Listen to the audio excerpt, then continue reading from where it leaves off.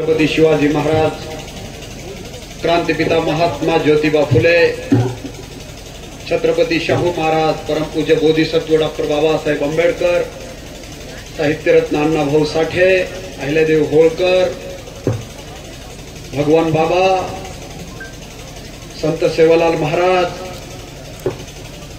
अब्दुल कलाम साहब या सर्व महापुरुषांना प्रथमतः विनम्र अभिवादन। आजच्या प्रचार सभेच्या दरम्यान उपस्थित आदरणीय आमदार प्रकाशदादा सोळंके साहेब, डॉक्टर आनंदगावकर साहेब, रविकांतजी राठोड साहेब, तुकारामजी येवले साहेब, अमोलजी शेरकर साहेब, भास्कर नाना शिंदे साहेब, अच्युतरावजी लाटे साहेब, शिवाजी भाऊ रांजवन साहेब, पापाजी सोळंके साहेब, नितीनजी मुंदडा साहेब, संभाजी आबाद शेजूळ साहेब, मिलिंदजी लगाडे, नवाबभाई पटेल, खलील पटेल व जमलेल्या सर्व मतदार बंधूंनो, आता खरं बोलू का बरं बोलू हा मला प्रश्न आहे। खरं बोललं तर दर्शक जरा खरं समजून घेतलं पाहिजे, बरं बोललं तर कानाला बरं वाटतंय, पण ते काय कामाचं नाही असं माझं मत आहे। इथं सगळं लाईव्ह चालू आहे, त्यामुळे खरंच बोललं पाहिजे, कारण हे मतदारसंघाला कळणार आहे। आता किती वेळ बोलायचंय, मला कसं पेटायला 10 मिनिटं लागते, बोलायचं असतं 5 मिनिटात, पेटायला 10 मिनिटं लागते आणि पेटलं की खाली बसावं लागतंय, म्हणजे लय अवघड झालं। आता बोलायचं किती वेळ हा एक मला प्रश्न आहे, पण मला वाटतं आपल्याला 10 वाजता सभा संपायची नसता काय झालं एकदा असं एका महाराजाचं रविकांत भाऊ कीर्तन सुरू होतं, महाराज कीर्तन करत होते, कीर्तन करत असताना एक पोरगा असा एक साईडला बसलेला होता खुर्चीवरती, त्याच्या हातात 2 दगड होते, ते दगड वाजवत होता। महाराजाचं कीर्तन सुरू होतं, महाराजाचं लक्ष त्या पोराकडे गेलं। महाराज म्हणले, काय बाळा तुझे काय अडचण आहे, का दगड वाजवतोस? ते म्हणला काय नाही महाराज तुमचं चालू द्या। पुन्हा ते दगड वाजवत होता, पुन्हा महाराजाच्या लक्षात आलं, अरे काय भानगड आहे। महाराज म्हणले अरे काय काय झालं बाळा, तुझी काय अडचण आहे, कशासाठी दगड वाजवतोस? ते म्हणला काही नाही, तुम्हाला दगड मारत नाही, तुमचं चालू द्या म्हणला, तुम्हाला बोलवलंय कुणी त्याची वाट बघायलोय म्हणला, एका दगडाच्या टप्पूत खाली पडतो। तशी आबावरती तशी काय वेळ येऊ देणार नाही, आबा पुढे आमच्या आबावरती काय वेळ येऊ देणार नाही। म्हणून मित्रांनो, माजलगाव मतदारसंघाचा निकाल मला वाटतं खऱ्या अर्थाने आता स्पष्ट झालेला मला आज एक माहिती मिळाली, जे आपल्या समोर विरोधामध्ये उमेदवार उभा आहे त्याच्यामधला एक उमेदवार तर आता चोर पंक्चर झाला, त्याची आता हळूहळू हवा चालली। ते म्हणला मायला लय अवघड झालंय, जे वाटत होतं तसं काय नाही, झालेलं झपका उठवलाय। कुठे गेलं तर म्हणले 1000-2000 लोक आहेत म्हणले साध्या पंचायत समितीच्या गणाच्या कार्यक्रमाला। 2000-2500 असेच लोक आहेत म्हणले। म्हणून आता एक तर चोर पंक्चर झालाय, आता बाकी लोकांचं काय करायचं ते बघू, हळूहळू त्यांचाही कार्यक्रम होईल। त्यामुळे मला वाटतं खऱ्या अर्थाने प्रचाराच्या रणधुमाळीत सगळ्यात पुढे आहे। मित्रांनो, आम्ही ज्या या निवडणुकीमध्ये निवडणुकीचे प्रचार करत असताना आम्ही उजळ माथ्याने आम्ही इथल्या मतदार बांधवांना आम्ही मतं मागतो। आजपर्यंत जर आपण बघितलं, दादाची कारकीर्द जर बघितली, 25 वर्षामध्ये या मतदारसंघामध्ये कधी खेड्यापाड्यातल्या माणसाला माजलगावला जात असताना कधी भीती वाटली नाही। आम्ही जर माजलगावला गेलो तर आम्ही कधी तर दादांच्या विरोधात बोललो असलो तर दादाचे गुंड आम्हाला मारतील। म्हणून मला वाटतं खऱ्या अर्थाने या मतदारसंघाचं नेतृत्व अशी व्यक्ती करते की या मतदारसंघातला प्रत्येक माणूस माझ्या कुटुंबातला माणूस आहे, असं या हिशोबाचं दादाचं नेतृत्व आहे।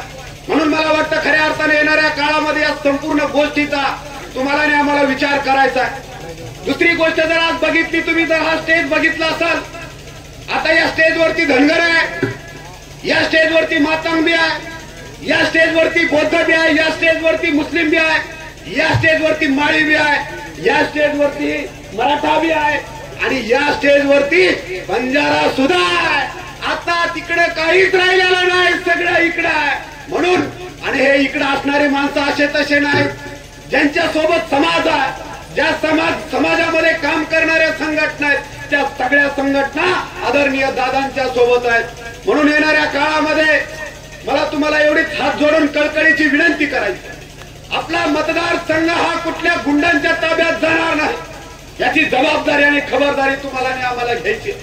काही काही लोकांचं बोलणं कसं आहे तुम्हाला आणि आम्हाला माहित. आता हे टुकार टाकार पोरं 4-2 मोटर गाडीमध्ये घेऊन फिरतायत मागं पुढं.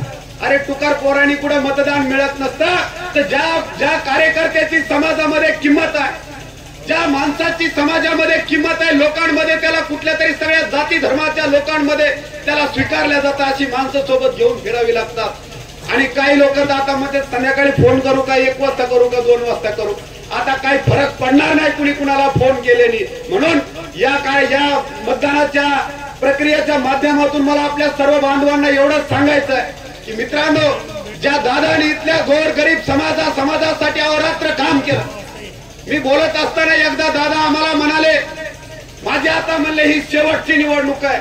म्हणले राजेशजी मी आता एक ठरवलंय, माझी शेवटची निवडणूक आहे. आता मी या निवडणुकीच्या नंतर या माझ्या मातीतल्या माणसाला मोठं कसं करता येईल याचं संपूर्ण प्लॅनिंग आणि याचा संपूर्ण ब्ल्यूप्रिंट मी तयार केलेली आहे. म्हणून मला वाटतं खऱ्या अर्थानं दादाच्या या शेवटच्या निवडणुकीसाठी आपण सगळ्यांनी हात बाहेर लावून ज्या नेतृत्वाने 25 वर्ष इथल्या सर्वसामान्यांची सेवा केली, 25 वर्ष इथल्या गोरगरिबांची गावा वस्ती वाड्या तांड्यावरती साळी कोळी माळी तेली तांबुळी हटकर धनगर मार मांग समार कुमार कैकडे वडर भिल्ल पारधी आदिवासी मुस्लिम समाज धनगर समाज आणि इथला गरीब ब्राह्मण समाज आणि मराठा समाज देखील या सगळ्यांची सेवा केली.